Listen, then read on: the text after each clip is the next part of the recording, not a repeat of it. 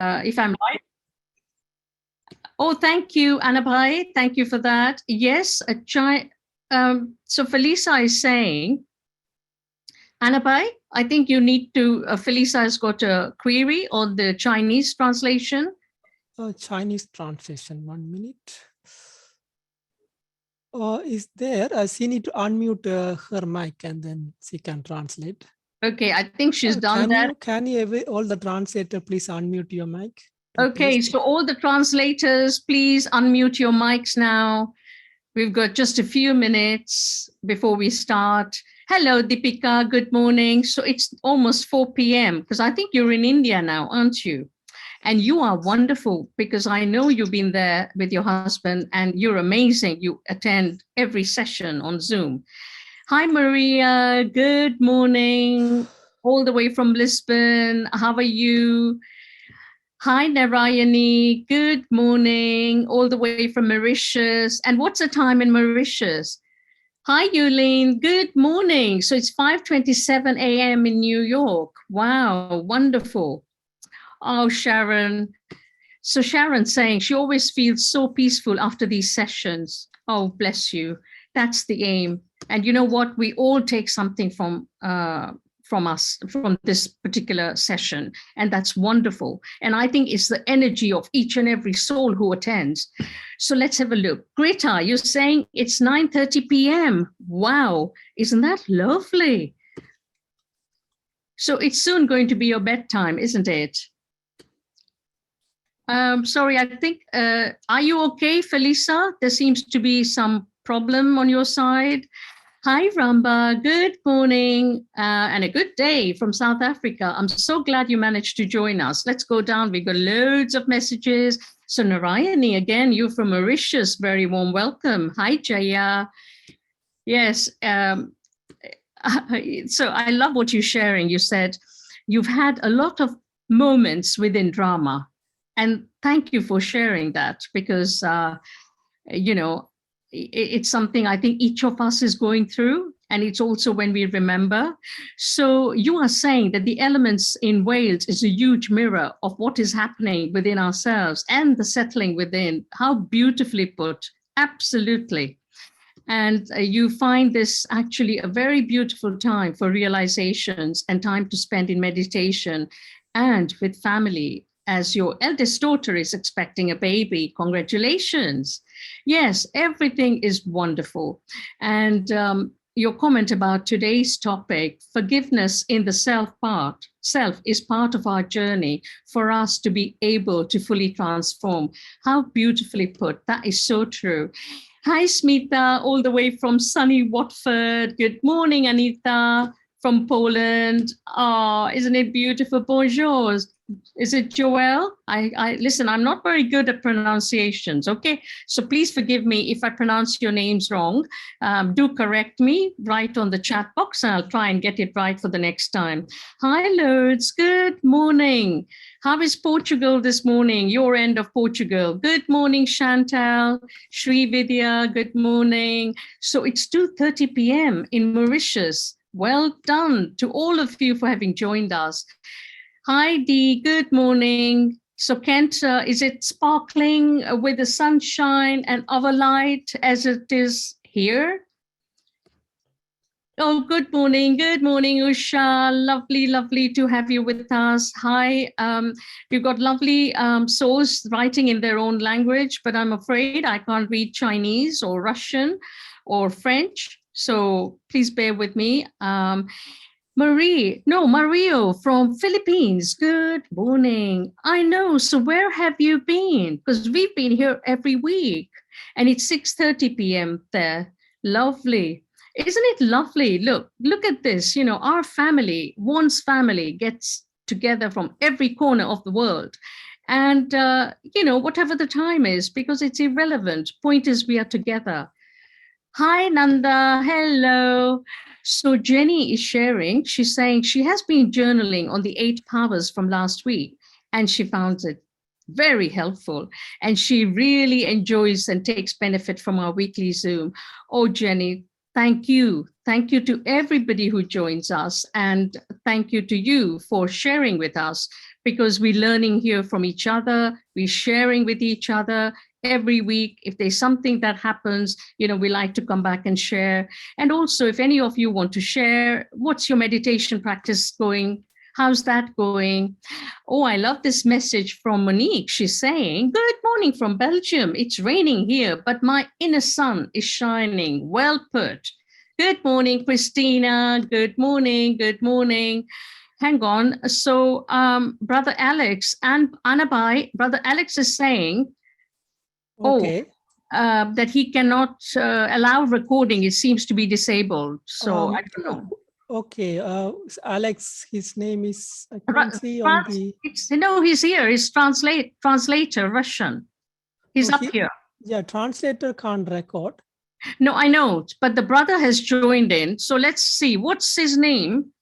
Oh, I'm sorry. Russian, recording Russian, Sherry here, right? Yeah, that's it. It should be that. Okay, yeah, should be okay now. Can you try, brother? No? So this is... He started already recording. Excellent. Can you record, try, brother, again? Okay, no problem. He can record now. Wonderful. Well done to all of you. And thank you, Anabai. So good morning, Sui, Jackie. Hi, Danuta from sunny Italy. It's so lovely to have you all here. I hope everything is okay. And now we're just going to wait for our sweet, sweet brother to join us from sunny Worthing. I'm sure it's lovely and sunny. And see, like the magic of internet and Baba's world, we have our brother Ash. Good morning, Ash. Very warm welcome. Good morning. Good morning to all of you who joined us again from everywhere, every corner of the world. Well done to you. Remember, if you joined us for the first time, please write in the chat box, just say new and write the name of your country, okay? And then I'll remember that and I'll put the details on how you can subscribe to WandS, okay, if you wish to. So I will definitely do that. You might want to make sure you've got a notebook, a pen, and a lovely, lovely cool or a hot drink by your side, because I promise you, once we start, you will not want to move from here. Let's go down the thing. So we have translations in about 6 languages. So feel free, if you go down to the interpretation icon there, you can join the room you wish, okay? And yes, we all soon going to go into, you won't be able to see us until the end. So as always, the format is we'll have 1 hour talk followed by question and answer session, which I will read your questions out to our speaker, okay? So remember, you have to write your questions very briefly and, in essence, and don't mix it with comments. So it's easy for me to go through more questions. Now we have a very powerful topic today, from self-judgment to self-forgiveness. We've all been there. Sometimes, I don't know if you found this, but you forgot your best friend's birthday. You spilled a secret that wasn't yours to share, or perhaps even did something to intentionally hurt someone else. Deep down, you know that you are better than this. But right now, it feels like you're the worst person in the world, and you have no idea when or even if you'll ever be able to forgive yourself. So, how are we going to move from there? Okay, to explore this topic, we have a very special speaker all the way from Worthing. He's gone around the world, he's gone back to Worthing, and he's connecting with all of us from there. Ash Patel, and I think most of you who've been with us know of Ash because he's a regular speaker on WandS, but I know we've got lots of newcomers, especially for you and the brothers and sisters who have not met Ash before. Let me tell you just a little bit about him. Ash, our baby, as I like to call him, has been a student and teacher of Brahma Kumari's Raj Yoga meditation for over 18 years, having realized its value in learning about the self through life's challenges. His background in sales has enabled him to merge leadership and business skills with the practical wisdom of Raj Yoga. With a focus on inside-out living, self-compassion, and heartfulness, he has facilitated lectures, workshops, and retreats all over the world, within UK and internationally. Um, over how many years? Like last 16, 17 years.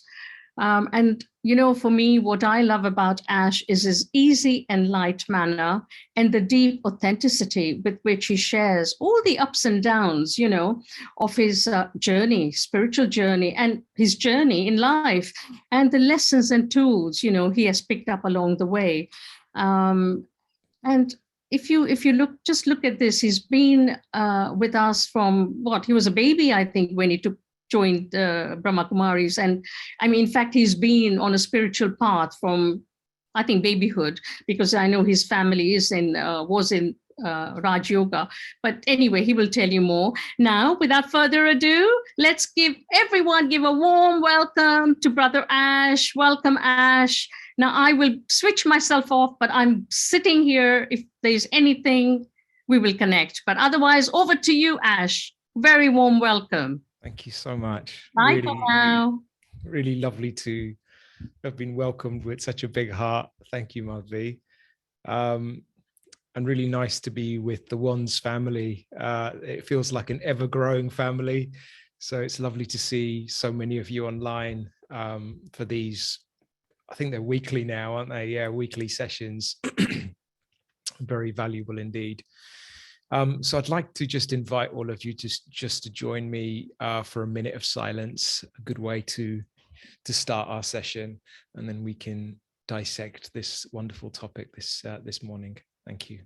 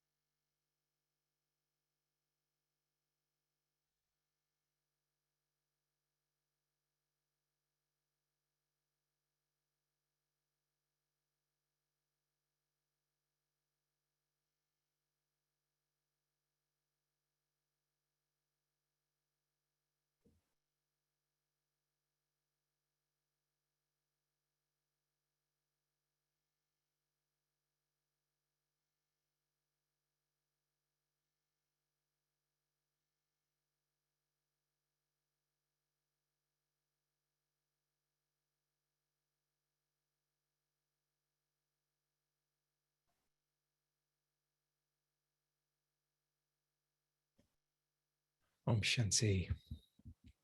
Thank you. So we have this wonderful topic, from self-judgment to self-forgiveness. And I have to say, I think I've become a bit of an expert in this topic of self-judgment, simply because I have applied it to myself in so many ways, you know, in my journey of life, but also in my journey of spirituality. And I was just thinking back at some of the moments where I have really judged myself so harshly in life. And, you know, one of these moments came when I was very young in school, and I was never really academic as a pupil. I never really enjoyed academia as such. And everyone else around me seemed to very much enjoy it. And I always felt there was something wrong with me because I just could never excel. And it's funny how, you know, when the system and our conditioning and our upbringing makes you feel that success is one way, you can begin to see yourself through that and begin to feel like a failure, begin to feel like you're not enough. And also begin to feel like you're not able to fulfill the expectations of others, like my parents. And that weighed very heavily on me, I have to say, especially because in my family, everyone was an A-grade student, and I just didn't happen to be. But it was much later that I had the opportunity to work at a very young age. And it's funny how I really flourished when I was thrown into a work environment. Sure, I will speak very slowly yet. Thank you for reminding me, I forgot. Okay. So I was, as I was saying, I was in a work environment. I had chosen to cut my education a little bit short and try a different option. And I happened to really enjoy myself. And it's almost like I could throw myself into something in a different way, where I could really apply myself practically. And, you know, I look back at my life and I realized that actually the world will tell you to be a certain way, but actually your path is your path, and how you're wired, situations will come to emerge that speciality and that quality inside of you. And self-judgment simply creates a blocker to me progressing in life. But it's also an opportunity and gives me a way to really learn about myself. And I was very encouraged when I started to take up work and be very successful at it, simply because I realized that actually I'd been judging myself very harshly on the basis of what I thought success was, or what I was brought up to believe what success was. And so that showed me that I have this trait of self-judgment inside of me, but also that I needed to work on that. And coming to the Brahma Kumaris, I felt it wasn't just a removal of self-judgment. If anything, it probably increased even more,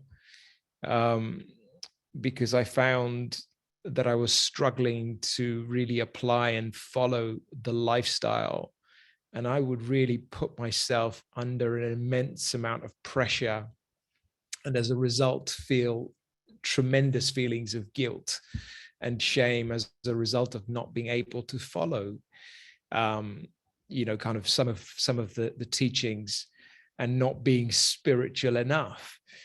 And so I've I think it takes a bit of maturity and a bit of time to really begin to get to know the self at a deeper level, and to understand how damaging self-judgment can truly be. One of the things I recognize about this topic of self-judgment is that it is simply anger turned inside.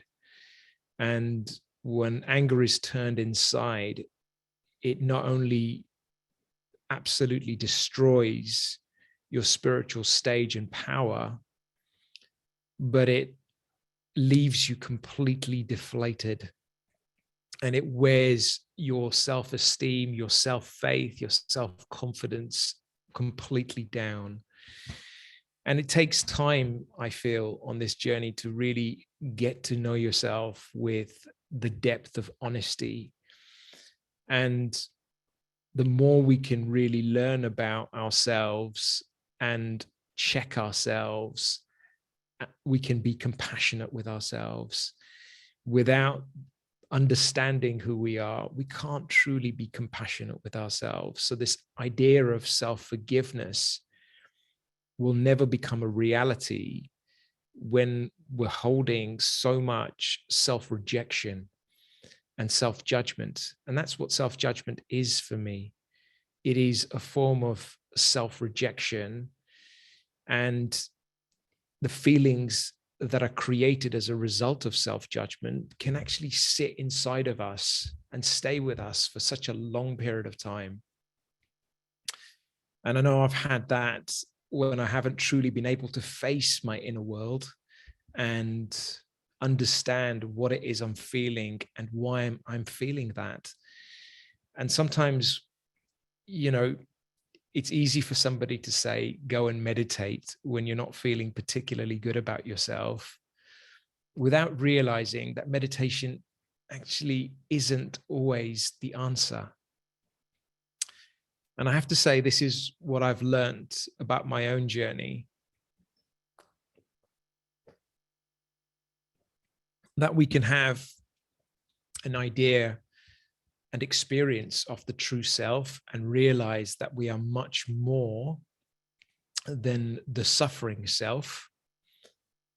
But sometimes in our suffering, when we try and meditate, things become worse.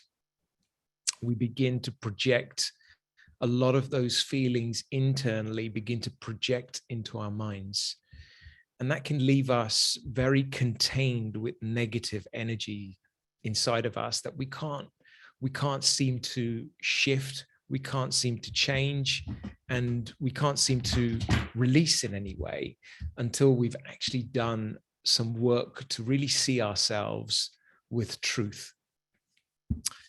And I have to say that for a long time, and this is me being completely honest with you, for a long time I felt that my spiritual journey and change in my spiritual journey has really come from the feelings of guilt and shame.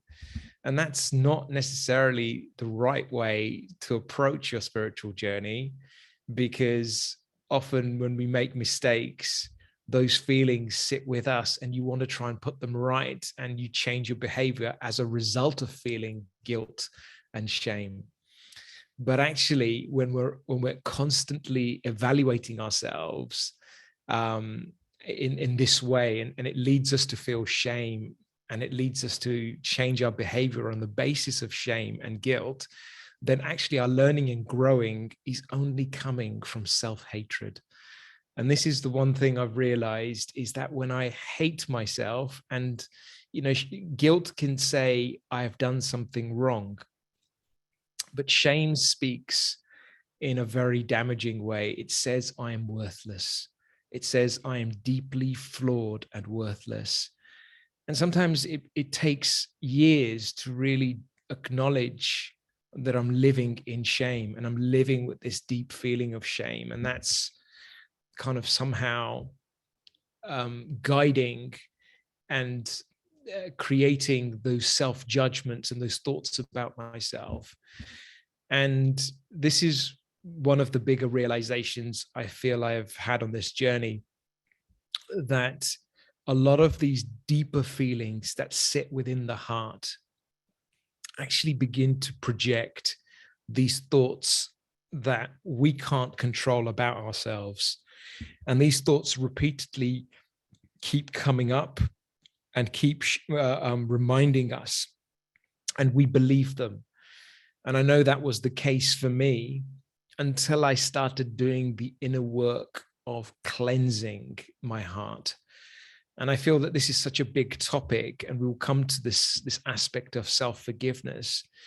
But when we talk about the topic of the heart, you know, particularly we talk about a place where there are deep feelings that take place.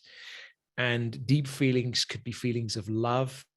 Deep feelings could be deep, you know, feelings of hate. They could be very negative deep feelings, feelings of shame, feelings of regret. These are deep, deep feelings. And when these deep feelings exist inside of us, they actually begin to sabotage everything around us, and particularly our thinking.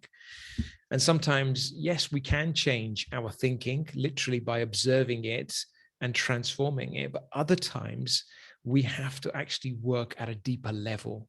We have to understand the root of some of these feelings that are just sitting inside of me like a blanket. You know, they're just constantly there. They're always present, and they don't necessarily make me feel happy, but they begin to manifest themselves in these types of thoughts that say, I hate myself, or thoughts that say, I could be better. I should be doing things so much better than this, being hard on myself. So in this way, self-judgment creates such a destructive internal state that it can shatter us completely. And, the interesting thing about feelings of guilt and feelings of shame is when we are vibrating at that sort of level, then actually people pick up those feelings. For example, if I think some of us would may have received flowers on the basis of guilt, when somebody's guilty and they buy flowers and then they share them with you, something about that gift makes you immediately know that actually you're giving this out of guilt. And so it's never received with appreciation. As human beings or as souls embodied in human bodies, we are vibrations, constantly sharing in vibration mode. And so if there are tinges of guilt in our interaction, they are picked up very easily.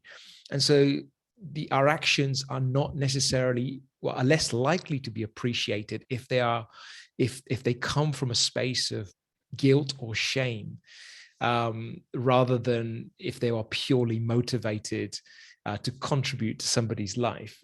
And so that's an interesting thing to think about, because often when these feelings sit inside of us and we share with others, people can pick these feelings up from us in whatever form we decide to share. And I think one of the biggest words, there is an enormous word that has the power to create a lot of guilt and shame. And bear with me a second. I'm just going to look at, okay, has enormous power to create shame and guilt, basically. And this is a common word that we use to really evaluate ourselves. And it's so deeply ingrained in our consciousness that probably many of us would have trouble imagining how to live without it. And does anybody know what this word is? I'll wait for the chat. And if you could just note it in English.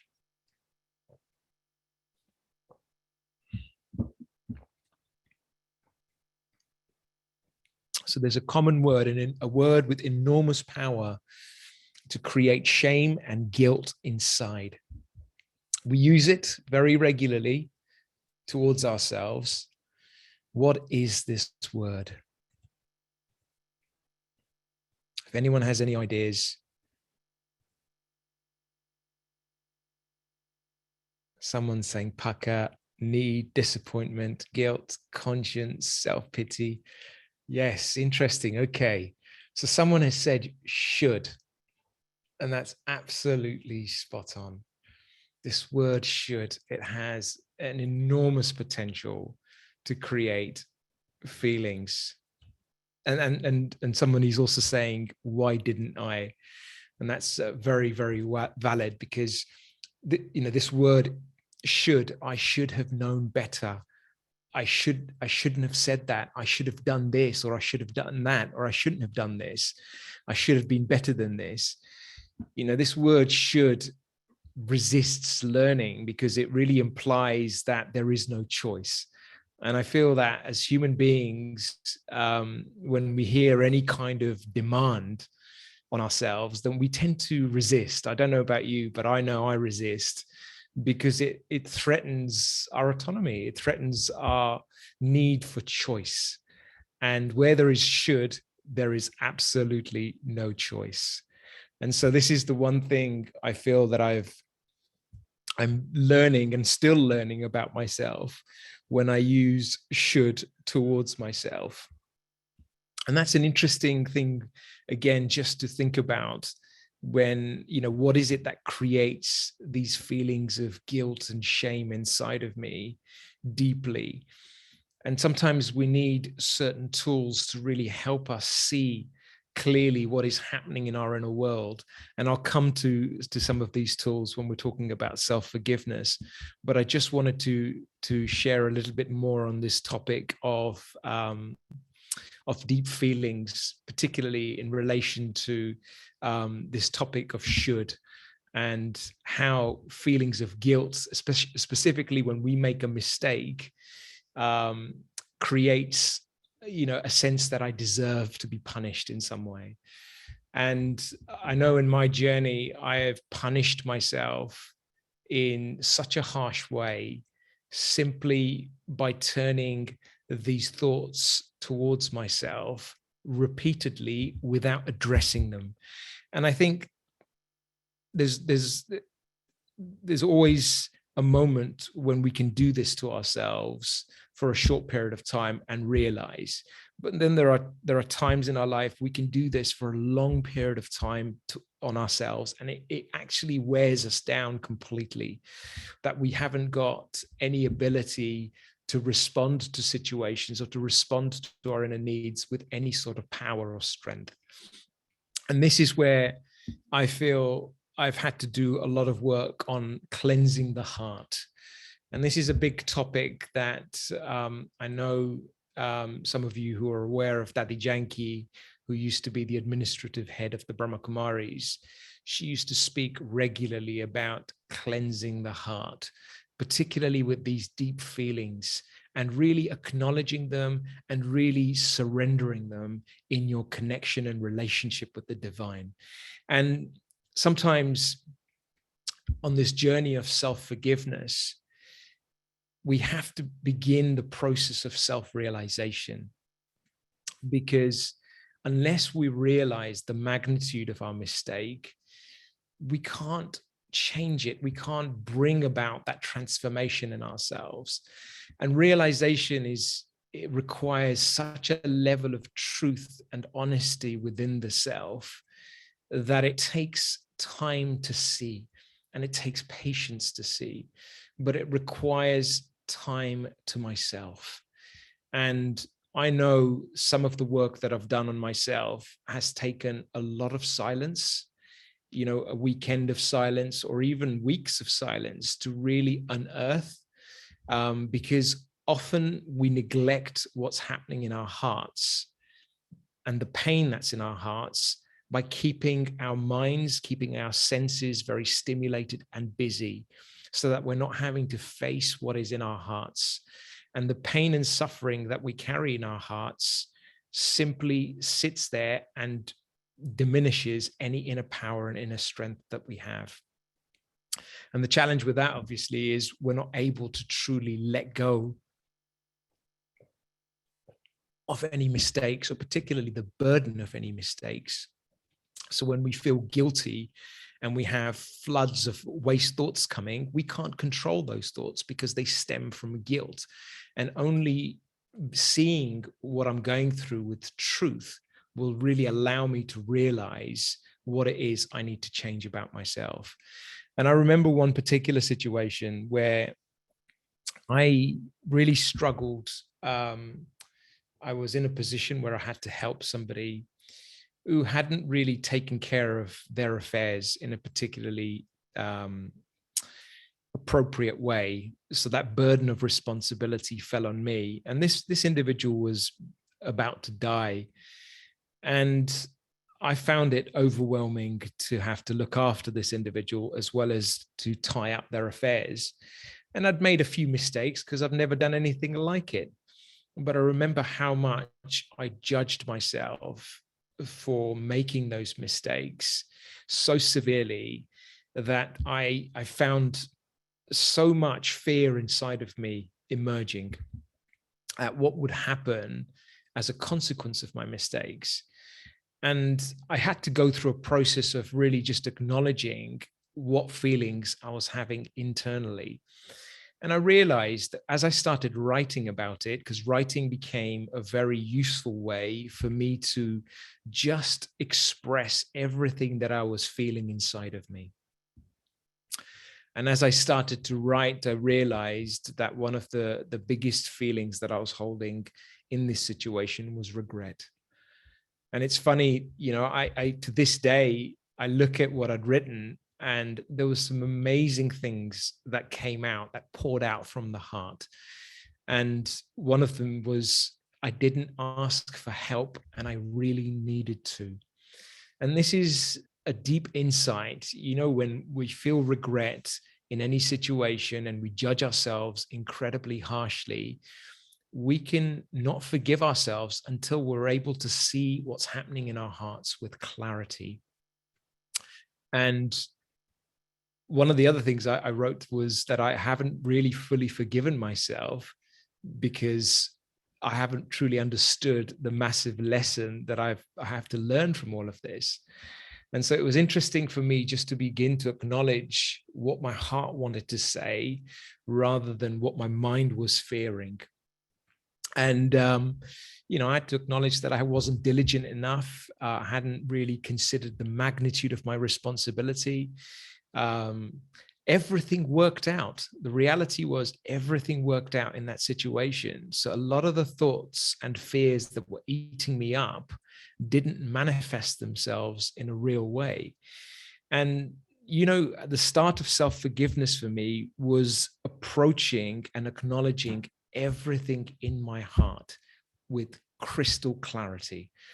Because unless we're really able to start this inner dialogue with the heart, we're not truly able to acknowledge the feelings that we're holding inside.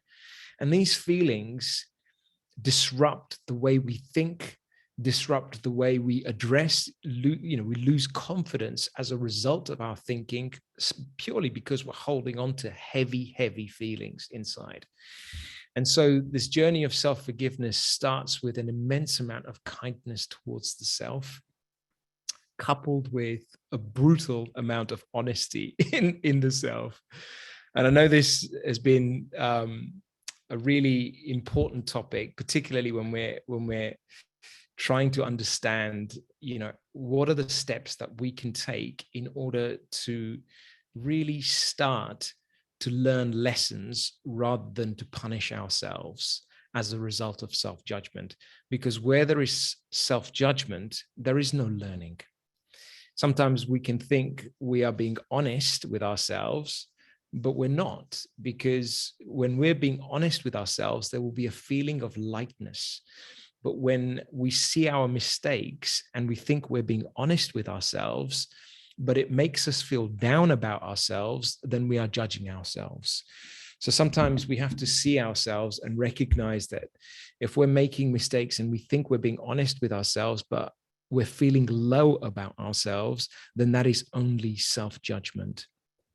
And so that's an important aspect to consider, because where there is a feeling of realization, there is a feeling of liberation inside. There is a feeling of, oh my God, lightness. You know, the sense that I can't believe I have been behaving this way, and I can understand and see clearly where I'm absolutely going wrong. And realization starts with silence. I feel that's one of the biggest steps to beginning the journey to self-forgiveness. Without getting to the roots of some of these issues that we're facing, we can't truly forgive ourselves. And one of the things that I've learned to appreciate at the Brahma Kumaris is that the power of realization starts with an inner connection with myself. Simply to see that I am the suffering self, or the ego, won't allow me to solve these issues, solve any mistakes that I'm making. I will only ever approach them from a low consciousness. And the thing about low consciousness is, I can't remember, was it Einstein that said, no problem can ever be solved at the same level that it was created. And so if I'm beginning to assess myself and my mistakes from an egoic consciousness, a lower consciousness, then I will find myself only confused. I will find myself not able to resolve the issue that I'm facing, and I will find myself increasing the level of waste thoughts that appear in my mind. As maybe some of you can relate to this, anyone been in a situation where you might have made a mistake, you're probably judging yourself, and there is a flood of waste that's taking place in your mind. and you can't control it. You keep thinking about it again and again and again. Has anyone experienced that? I'm sure most of us, if not all of us, have experienced that many, many times.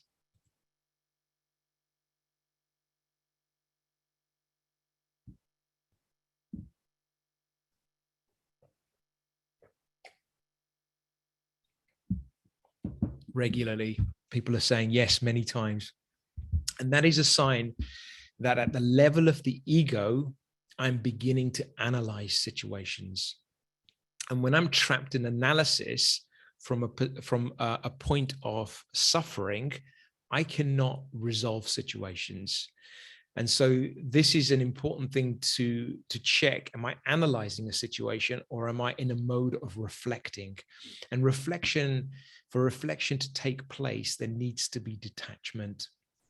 And detachment comes when I'm able first to connect with the higher self. When I'm able to raise my consciousness, then detachment from whatever situation or problem or whatever aspects of my past that I need to see clearly become distant. I'm able to see it with the lens of pure observation. And I use this term pure observation because when we're in this state of higher consciousness, then the feelings that are with us at that point really are feelings of peace, feelings of love, feelings of total acceptance. And those feelings begin to guide us, begin to show us what we need to see with truth.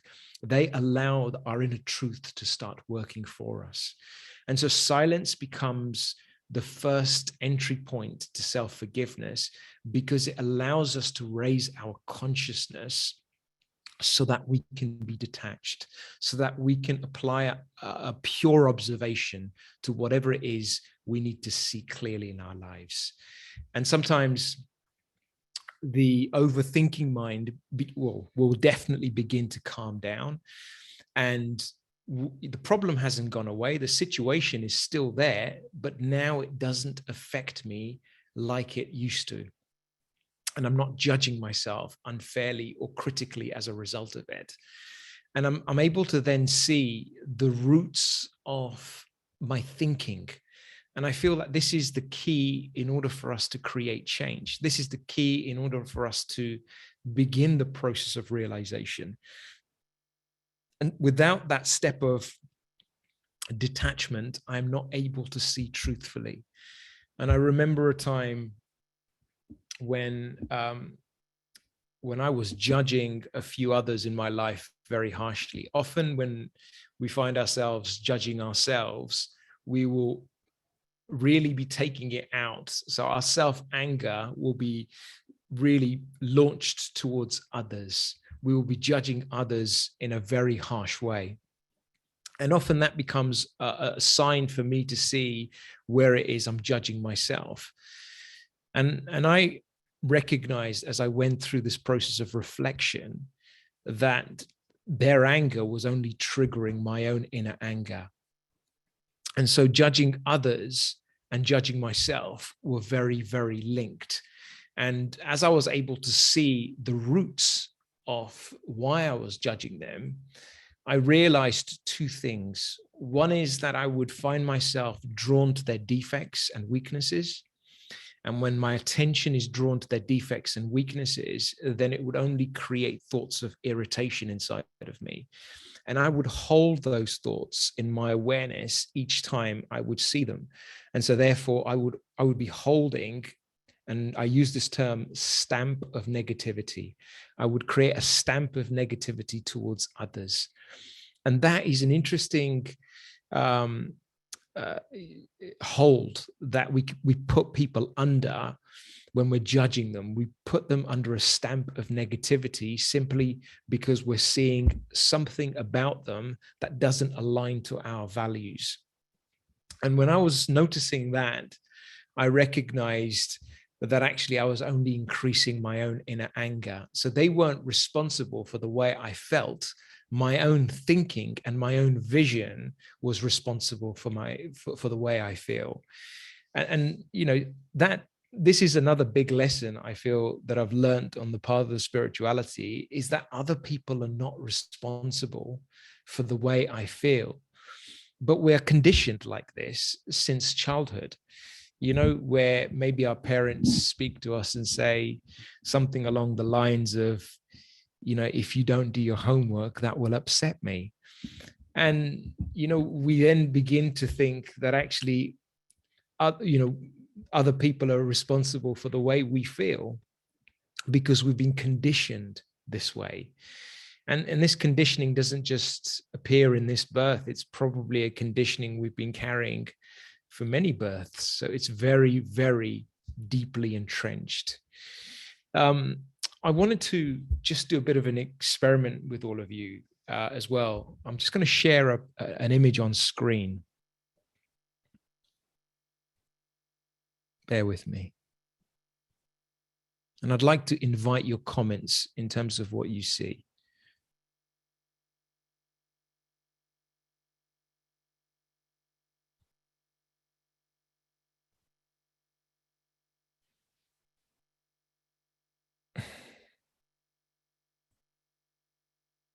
Okay, so everyone can see that.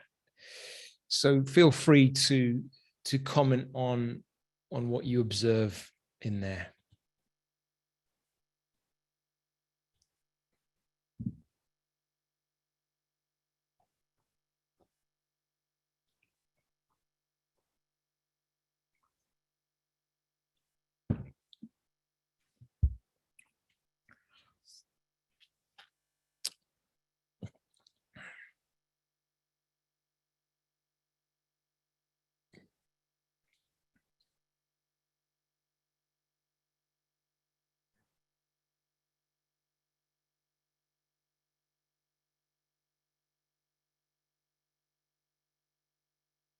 Yeah.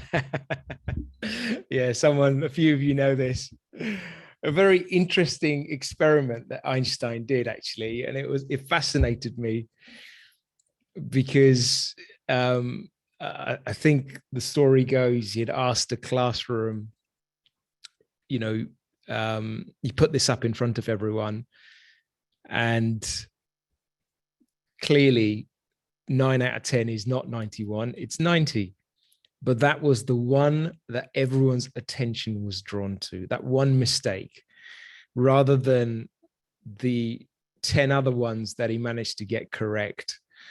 And so this aspect of seeing mistake and seeing mistakes within us is such a strong habitual tendency that we don't necessarily realize how damaging it can be to our self-esteem and self-value, because it destroys all aspect of what is good and valuable inside of us.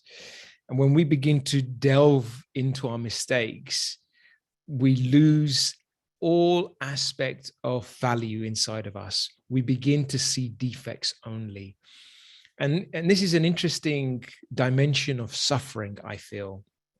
When we suffer internally because of something we've done, because of, you know, a situation we're facing, we begin to lose our own sense of value, because whatever emotions and whatever thoughts that are affecting us actually begin to completely consume us.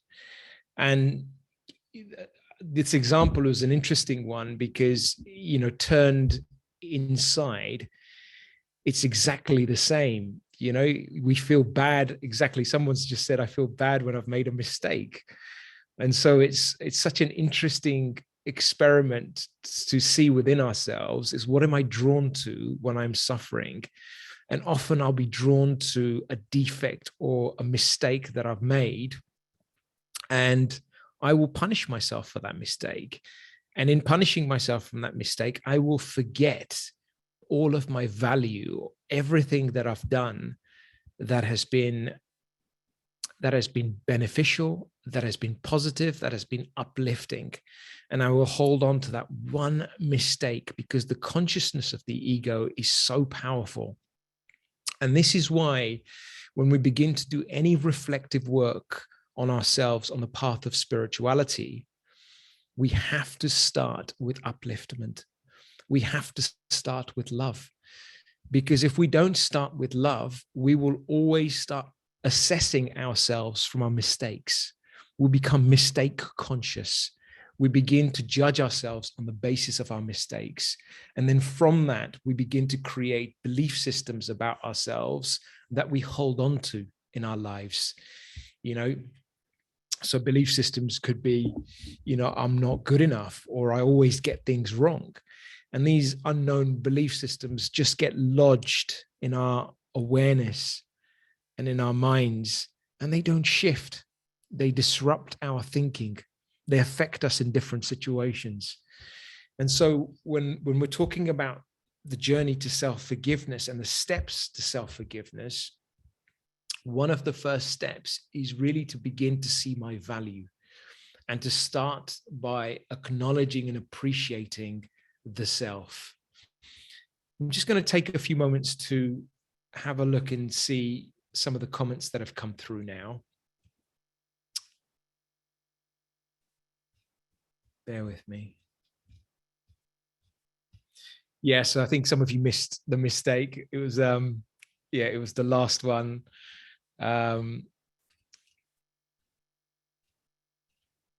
someone's just saying, I expected an area based on judgment on preceding words. I felt comfortable as I recognized the pattern of multiplication.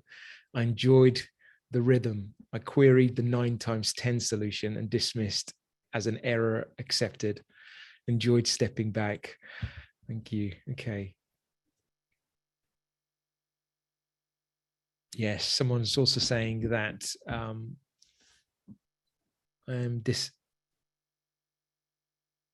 dyscalculia, so all numbers are always a mystery. The conditions of childhood and generations are passed down. Yes, and love is the key for life and living. Very true. So I just wanted to share a very simple framework for self-forgiveness. And I feel that there's 2 ways that we can really approach self-forgiveness. The one is at a very practical level, that is straightforward. And the other is a much more subtle and deep level of effort that needs to be applied. And so at the first level, I simply just have to realize that I have done something wrong. And, guilt can come in 2 forms. There can be a helpful form of guilt, which is a sign that my conscience is biting. So I've broken my truth in some way, and my conscience is simply alerting me to that. And that helpful form of guilt can be seen as a signal that can help me to check and change myself.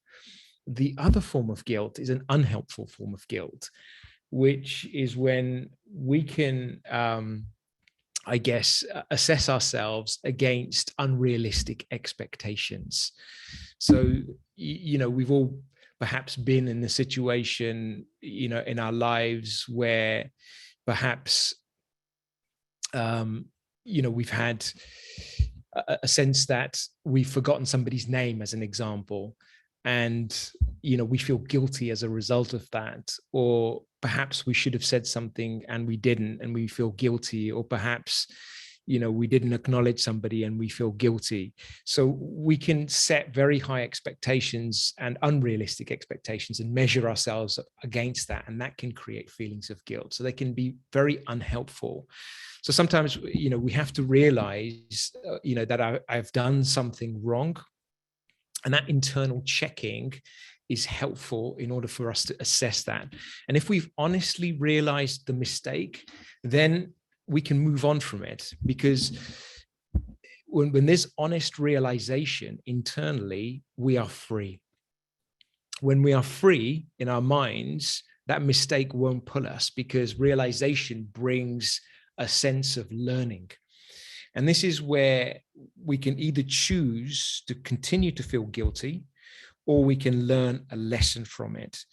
And the challenge with guilt is when the soul is flooded with feelings of guilt, it also is flooded with an unstoppable flow of waste thoughts. And this is what depletes our inner power. And when we're in a state of depletion, in a state where we cannot we're not able to retain power, we're not then able to let go. So we all know that in order to let go of something, we use this term, the power to let go, because there needs to be some power in order to let go of something. And often we don't realize that the longer we hold on to something, the heavier it becomes. And as it begins to wear us down, that suffering doesn't allow us to let go until we've charged again. And so realization is the first step. And when I'm seeing that I'm constantly flooded with unnecessary thoughts, then there are certain things that we can do to really help us. One is to make sure that we're not too much on our own. I feel that this is a valuable thing when I'm feeling, very down about myself, when there's a lot of feelings of shame and guilt emerging. Then it's important to not be alone with my thoughts. And having good company is key. Is really key to protecting myself from my thoughts. The next thing we can do is kind of somehow inject some spirituality into our mistake. And this is when we begin to realize that actually there is some value inside of us. And if I'm able to seek some spiritual guidance towards my mistake, then I'm able to put some freshness into it. And this is the freshness that allows me to create hope inside, because there now is a different perspective at looking at this situation. And that then creates interest to move forward. And so at this level, we can begin to deal with forgiving the self. Another aspect is sometimes we can continue punishing ourselves unnecessarily for feeling guilty. But actually, a simple way is for us to just do something right. So rather than keep repeating in our minds what we've done wrong, like in a tape recorder, as soon as we stick a tape cassette in, we can re-record it. If something hasn't recorded correctly, then we can also have a re-recording. And basically, a re-recording means simply perform an action that is elevated, that is good, because that creates value in the soul. And I have to say that we will make many mistakes in our lives, but we will also perform very many good deeds in our lives as well. And when we occupy ourselves by creating this sanskara or a habit pattern of performing good actions, it will begin to erase the patterns that keep creating guilt inside of us, and it will replace it with a kind of a higher, kind of more honest programming. And I think this is one of the biggest things to moving on from a mistake, is to do something that allows me to be aligned to my true self. So doing something right, essentially. And the last aspect that I wanted to take up was one of being in good company. And I feel this is quite an important topic, because when you're in the company of individuals that exude a peaceful vibration in a peaceful setting, that automatically lifts me, from a position of being lower consciousness, of being suffering. And that again is very helpful to lifting my spirits and beginning to do that inner work on myself. So these are some of the things that we can do at a practical and a straightforward way to start forgiving the self and to create that connection with the self. Now, I also mentioned that there was another step towards self-forgiveness. And this is where there needs to be a more, I guess, subtle and deep effort. And, the interesting thing about the deep effort is that when we keep going over our mistakes again and again, and we keep performing the same mistake again and again, then actually the mistake can turn into a habit. And when the mistake turns into a habit, no matter how hard we try, we think we can't change that. In fact, we won't have the power to change that. We believe that actually this is who I am. And I know I've done that, on many occasions on my journey, that this is just who I am because I could not change an aspect about myself. And this is where we need to get to the roots of our mistake, I feel. And sometimes the only thing that works is a complete change of attitude, I have to deeply see what mistake I'm making, and not just what mistake I'm making, the seriousness of that mistake. And when I'm able to check myself against my higher self, so when I'm in this higher state, then my inner truth begins to work for me very, very naturally, and feelings of realization will emerge very naturally. Now, I know that in a lot of the retreats that we've run at the Brahma Kumaris, an element of silence is always a big part of the retreats, but it doesn't take a huge amount of time for the soul to see truthfully. That is my experience, not just in my own efforts, but in seeing people suffering, wanting change in their lives. Within a day of just paying attention to myself, there will be some realization that takes place in the soul. And I was reading one of our, we have readings every morning at the Brahma Kumaris, but there was one particular reading that really struck me, and it said, self-realization is self-forgiveness. And that was one of the most powerful things I heard, because when we realize that we've truly made a mistake, we can be liberated from the weight of that mistake. And that's all we need to be liberated from, is the weight of that mistake, because the weight is what actually pulls us down. When that mistake sits inside of us over a long period of time, it creates heaviness in the soul. And where there is heaviness, the soul can never be light. In its true form of lightness, it cannot be in that form. And so heaviness comes, there's no smile on our face carries that heaviness. A heavy heart is present on our face. And so this is one way for us to really consider what is making us heavy. If there is feelings of heaviness, then I'm simply carrying weight from a scene. And when I release the burden of that scene, the scene will always be retained in my memory. But once the weight is released, then that scene won't pull you in your life. And this is how we can make past the past.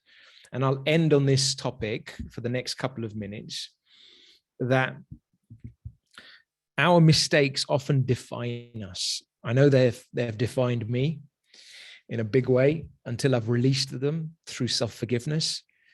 But the more and the longer I've carried my mistakes and the weight of my mistakes, the heavier I've become.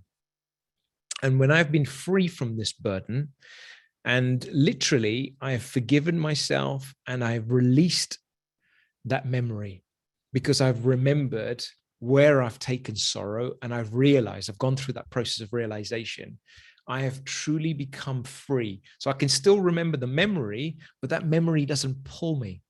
That memory doesn't carry weight behind it. And so this is where we can move on from our mistakes.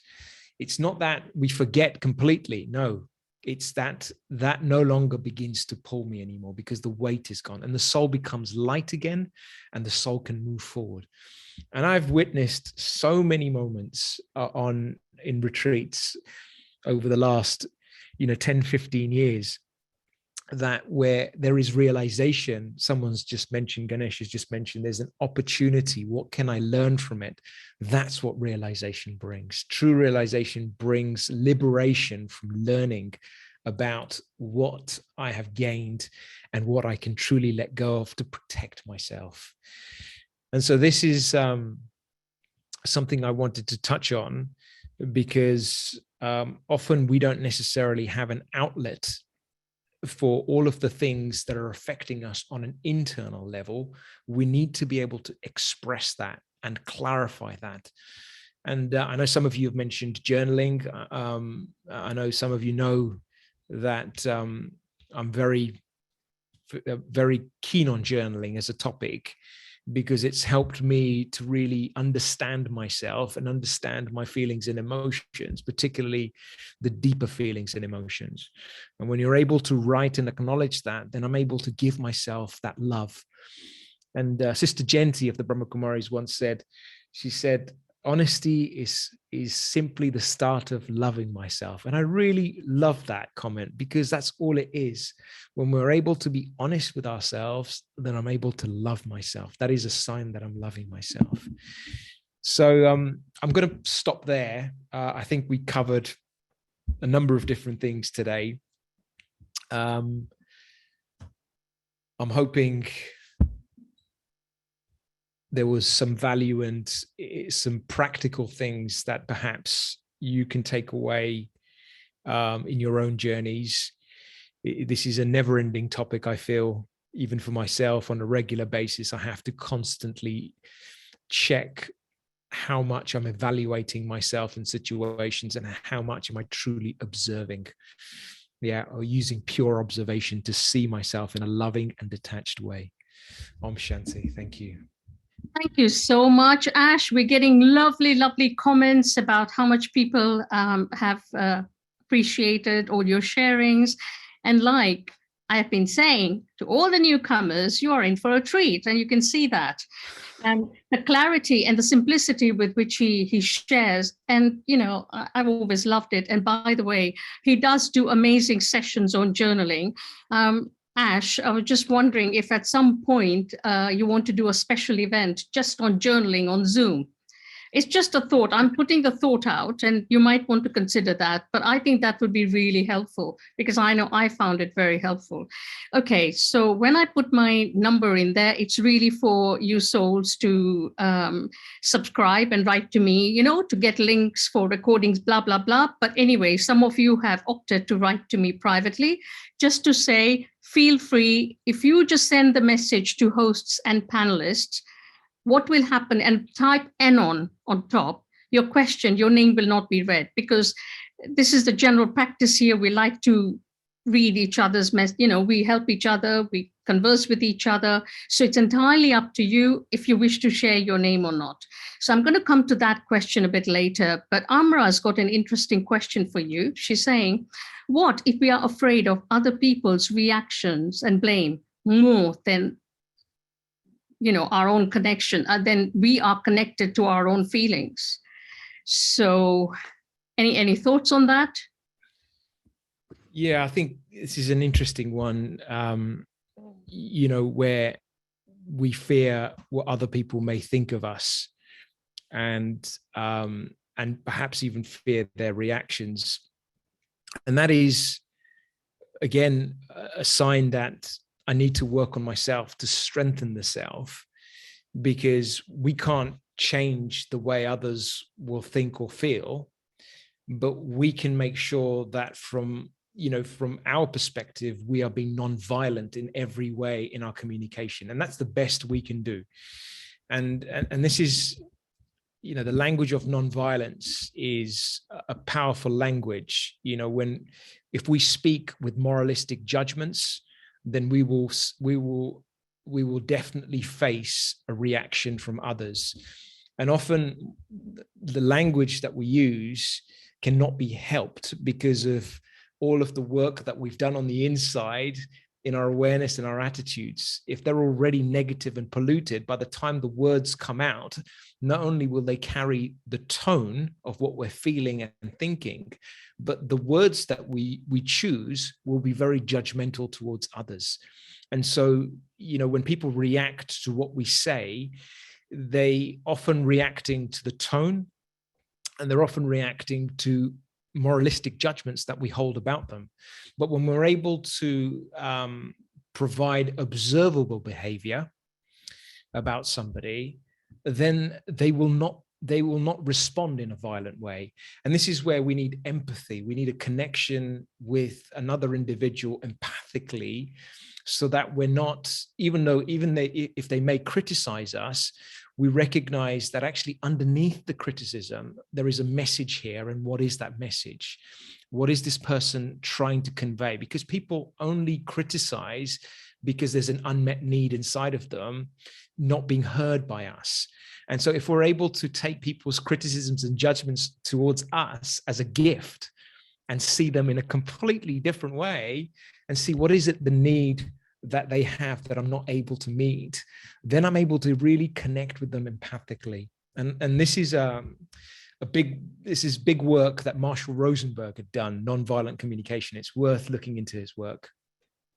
It's interesting because, last week when we had Maureen Chen from Australia, she was talking about nonviolent communication, and a lot of you showed a great interest in that. So we will invite, we've got a wonderful sister, Masana, who's done a lot of work on that. So of course, and Maureen will be back, but I think it's maybe a very good topic, maybe that you want to think about as well, Ash, delivering. Okay. So I'm thinking about doing a course here in Worthing next month. So, hey, it's going to be on Zoom. Yeah, it will be on Zoom. Yes. So I'll send it out once we've got it ready, and it's kind of bridging our non-violent selves with non-violent communication at a practical level. Excellent. So make sure you keep me updated. Okay. Sure. But the bit I loved was what you shared about Sister Jayanti. And she said, honesty is the start of loving myself. And how true it is. We've not been able to say it, or we've not totally understood it. But, this is self-love. How much do I, and, being honest is fine. We all make mistakes. But it's again, how quickly you can shift from there to a lesson learned, I would say, and what can I do to stop this happening again? So absolutely beautiful. I love that. And thank you also, Ash, for saying that meditation isn't always the answer when things are happening to us, because in suffering, we do tend to project negativity towards us inwards. So I think, again, that was a very good point you raised. Everyone, I think you guys are doing amazing. Our Tuesday group, all the souls who are coming in, there's so much of internal work they're doing. And I think you guys have appreciated everything that Asha shared. Now, there's a question here from one of our newcomers, Jayashree. She's saying, how can one start this process? My mind is never still and is always busy. I have difficulty in concentrating. Yeah, Jayashree, you're not alone. I have to say, I struggle with concentration until I really embrace this path. I think one connection I noticed was the connection between emotion and waste thoughts. Where there is heavy emotion inside, I won't be able to control my thinking, and therefore I'm not able to concentrate and apply myself. And this is where this work of writing can really help me process emotionally, because when the heart is clean, the mind becomes peaceful, is able to concentrate and focus more in the moment. And this is when I'm able to absorb more power in my meditation and yoga. So simple things, like a routine where before you go to bed, just acknowledge what's bothering you. Or what you can appreciate about your day, something positive, but also something that acknowledges your feelings. And I think this is the key thing, is to connect with my feelings, not my thinking, my feelings. Yeah. Because a lot of your thinking will come from your feelings, and you'll write 10 bestsellers about that. And we don't want this. We want this. Yes. So, that will make a big difference to how you feel about yourself, but also you're able to draw more power and strength in your meditation because of honesty. Journaling is simply an expression of honesty. That's all it is. So agree. And I think some of the sisters, before we started the session, were sharing things on similar levels, like how they're not able to really get anything out of it. They've been doing meditation, etc. But I think that is the key, what you've just said about honesty being the start of it. All Do's is sharing a lovely comment. She says, me too, though I call it morning pages instead of journaling. 3 A4 pages, free flow writing on whatever comes up on the mind at that particular moment. And I'm hoping that this is based on the feelings, obviously. But morning, if you're not aware of morning pages, go on YouTube and you will find loads and loads of stuff on it, okay? Or go onto internet, but YouTube's got lots of videos as well. Because I know I started with that years and years ago, especially before I found, you know, Brahma Kumaris. And that was one of the things I used to do. And I found it very helpful. So she continues to say, over a period of time, it gives such a clarity on one's own mind. Absolutely agree, Aldous. Absolutely. Everyone's saying, thank you, thank you, thank you. Okay, so before I go to that private question, I'm going to come to this sister, anonymous question. She says, I've tried everything and still feel like I'm getting nowhere. I do feel lost. I've had trauma from young, not sure what to do.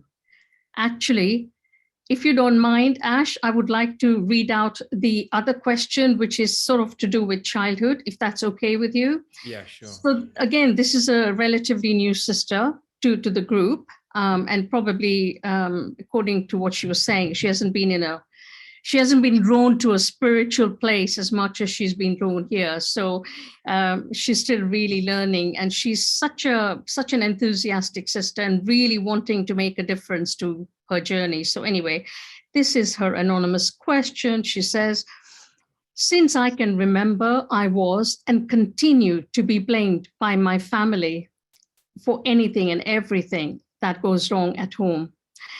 And I continue to believe that I am the cause of everyone's unhappiness. Hence, I feel a lot of pain. I have tried practicing affirmations and positive thinking, but these feelings of guilt and shame are very deeply embedded in the soul. How do I get out of this loop? So really, this sister is also saying she feels lost. Yeah. Yeah. So if you can throw some light on it, that'll be lovely.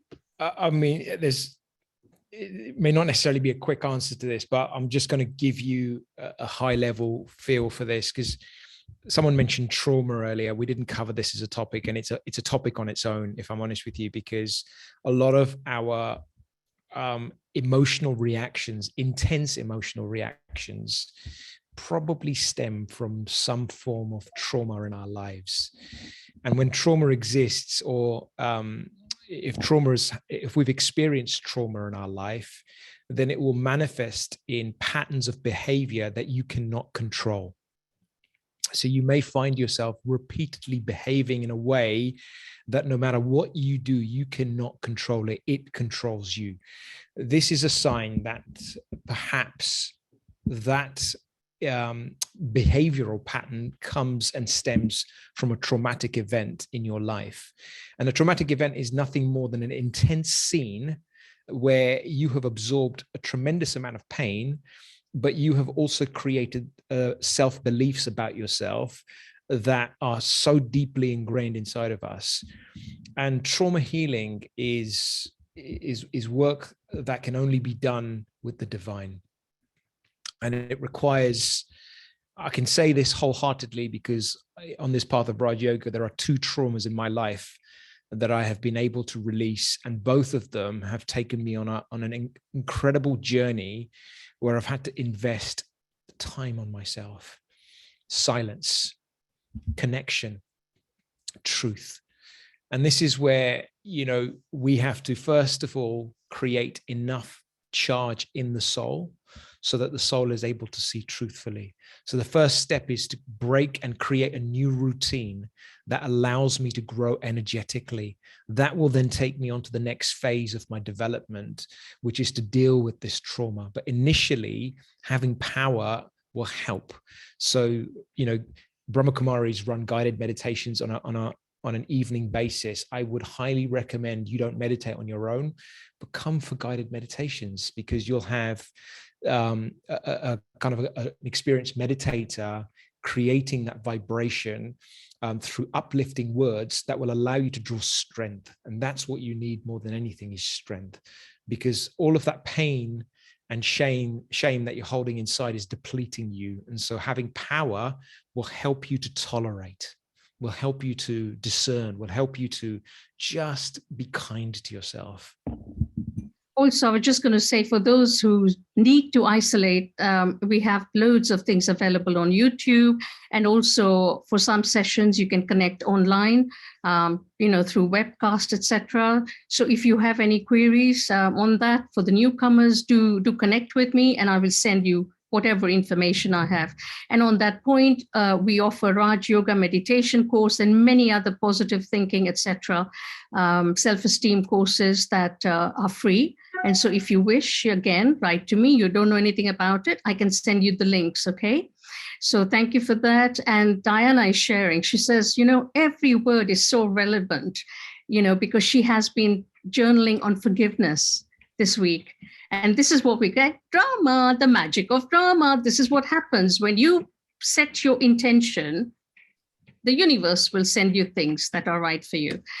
Anita is saying, thank you, Ash, because to clarify that, it's not an easy topic, but you've really done that, and that I will be reflecting a lot more on that.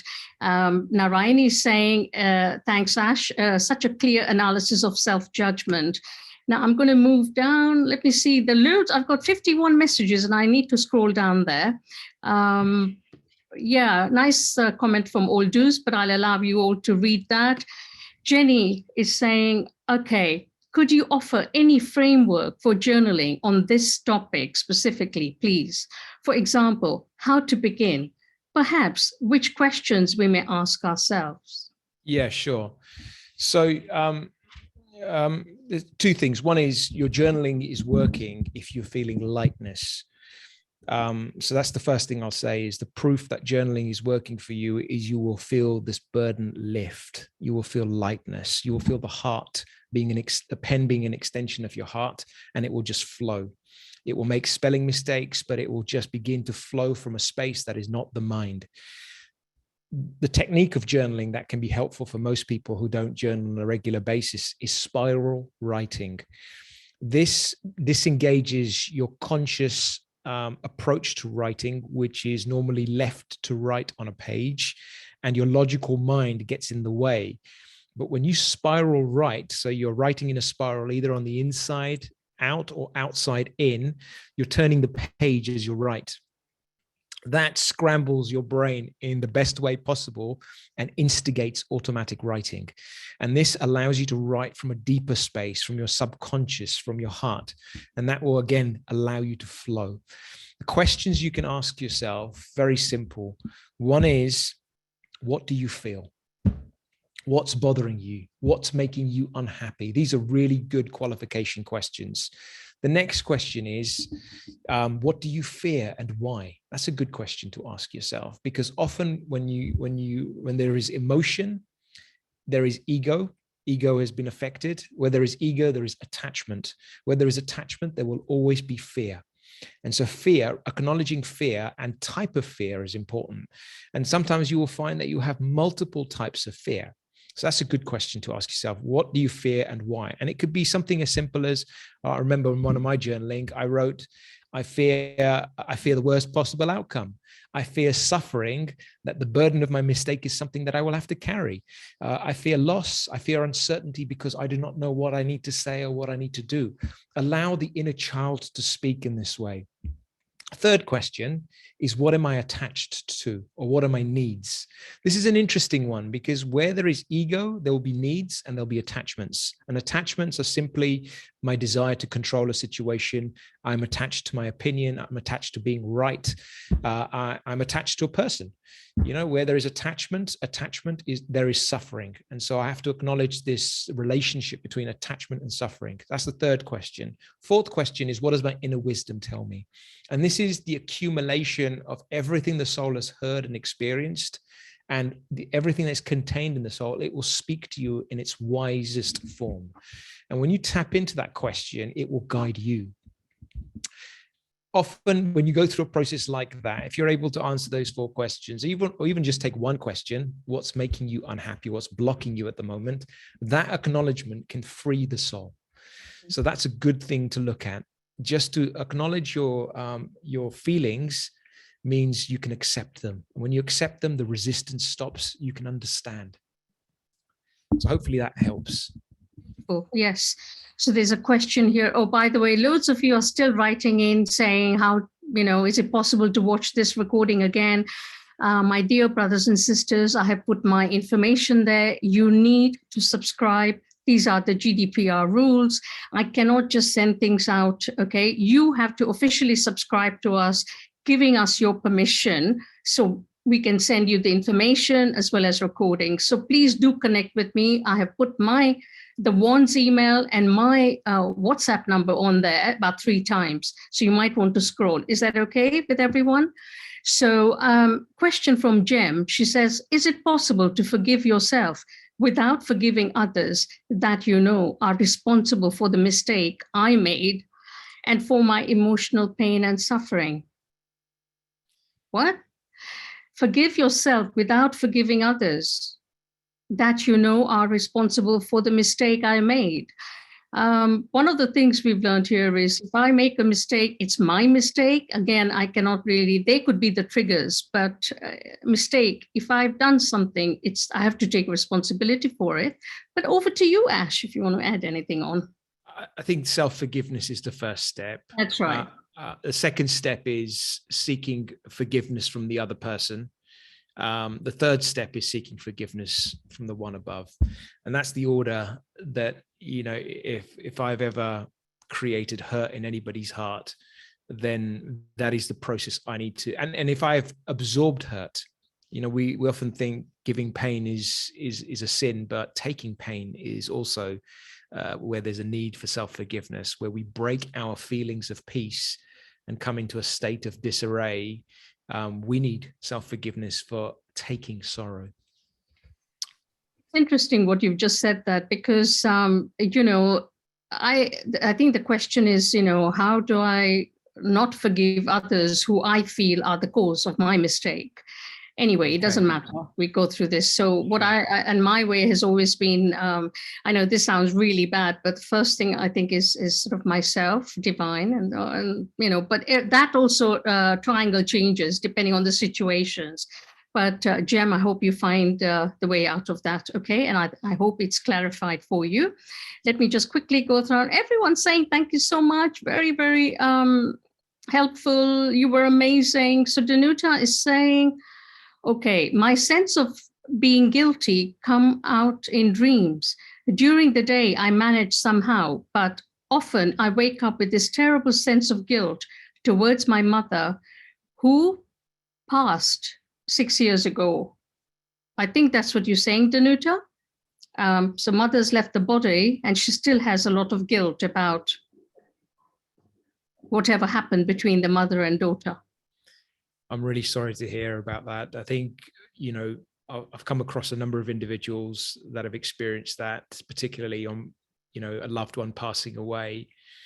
I often find, sometimes it can be helpful to acknowledge the guilt that you're facing in the form of what is it that's creating those feelings inside, what specific memories, and almost find a way of writing a letter to your mum, maybe, and that can allow these feelings to come out so that you're able to really give expression to what's in your heart. And I think in the form of a letter, it can be very kind, it can be very loving, it can be very forgiving and healing as well. So I think maybe consider that. A letter will do 2 things. It will allow you to acknowledge what's happening in your heart, but also it will maybe bring closure for that soul as well, or your relationship for that soul, because that soul's moved on. So everything that we have is a hang up over a memory related to that soul. So it will allow you to release yourself from that memory and be free. Thank you so much for that. And I think for those of you who were here last week, or was it, sorry, the week before, when we had Sharona, and she was talking about the magic of power of acceptance. And she did cover a lot of stuff on this as well. So again, if you have joined us new and you don't have a copy of the recording, please do write to me. I will send that. So this has to be the last question now, Ash and everyone. Rani is saying it's very hard to ask for forgiveness from others. How to do it? Now, all I was going to say is there are two ways. I mean, two aspects. One is spiritually, we do that, and one is physically. But over to you, Ash. Yeah.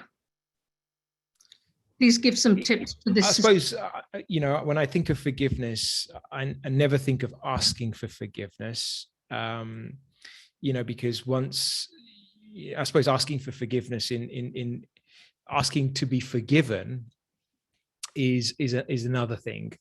Self-forgiveness is the start. And funnily enough, when you forgive yourself from any pain that you're taking in a situation, the vibrational connection with that other individual breaks.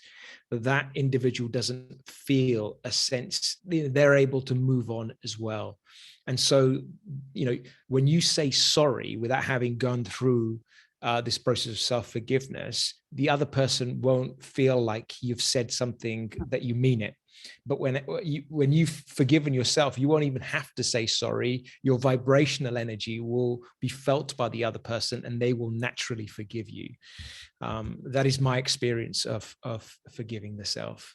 I hope that helps and makes sense. And also, I remember having a chat with Sister Jayanti, our additional administrative head that you mentioned. And I remember her saying to us that, it's do you have the humility to go, once you've done the self-forgiving, somebody's there. Do you have that? Again, we need to develop that humility because we have hurt that soul and we've recognized it. And also, she said it really helps your journey and your progress if you find the courage to, really go to them. And like you said, if your energy is there of self-forgiveness, you genuinely mean it and you want them to forgive you. So you do it at two levels, personally and spiritually, soul to soul.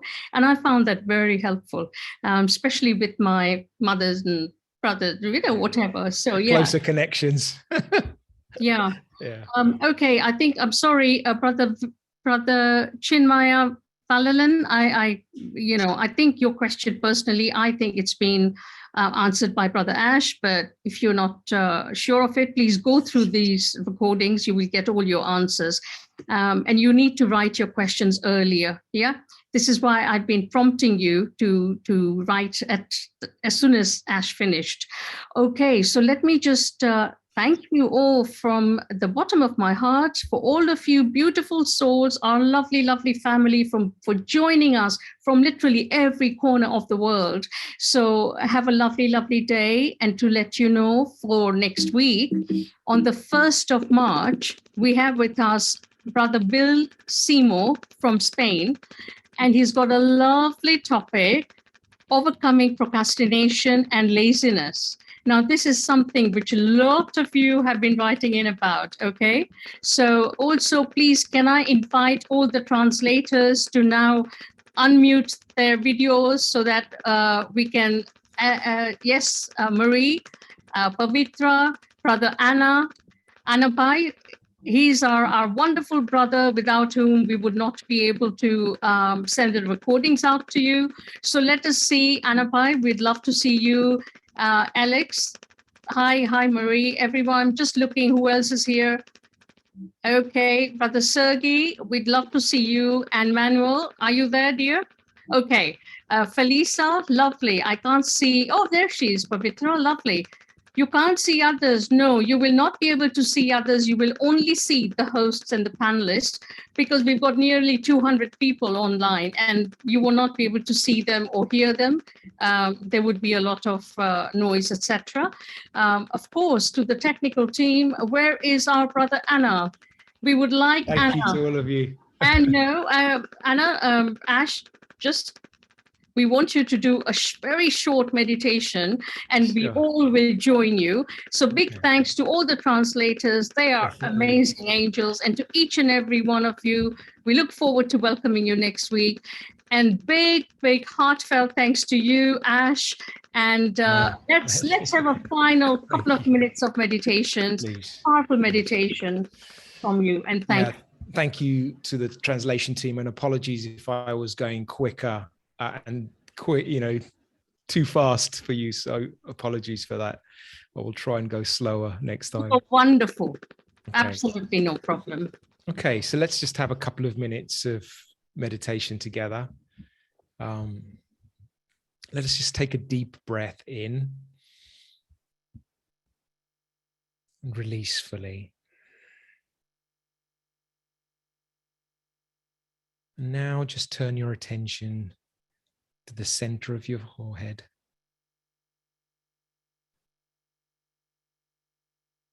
Just visualize a sparkling star.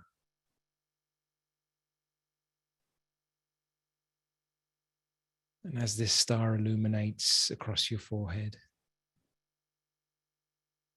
you become aware that you are the being on the inside, a being of light, a being that is free, that is not bound by any of its past, by the weight of its past. You are a being that has traveled through many scenes. And as I look back at the scenes of the drama that I have traveled through, I see benefit and only benefit. I allow myself to be released from any burden that I'm holding in these scenes.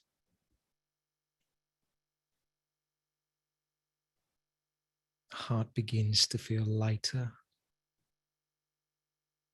and the soul begins to feel happier. This letting go of burden creates a state of freedom in the soul. It brings lightness. It brings energy. It allows me to visualize and feel the presence of the divine.